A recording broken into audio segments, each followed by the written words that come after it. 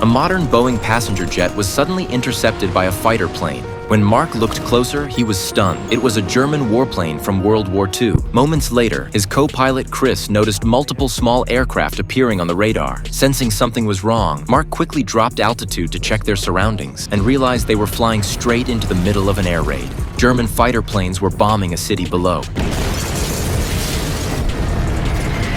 The passengers were terrified, staring in disbelief at the horrifying scene outside. Just then, Chris spotted the same German plane tailing them again. Mark immediately told him to turn off the navigation lights, but before they could react further, the warplane swooped behind them and opened fire.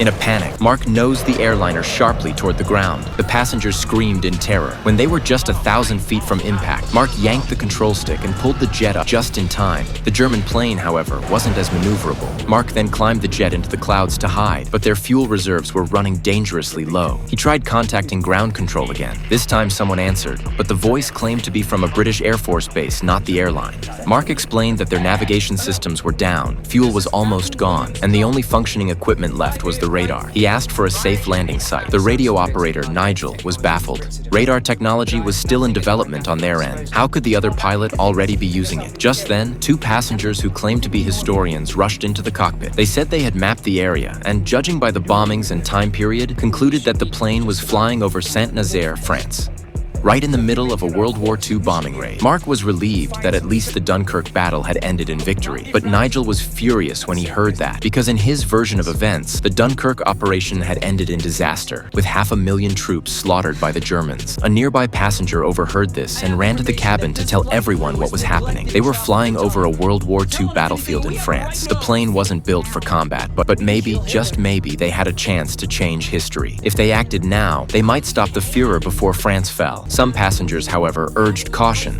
reminding him that history recorded many failed assassination attempts. But the man insisted this time would be different. They knew exactly where and when the Führer would appear, and every detail of his movements.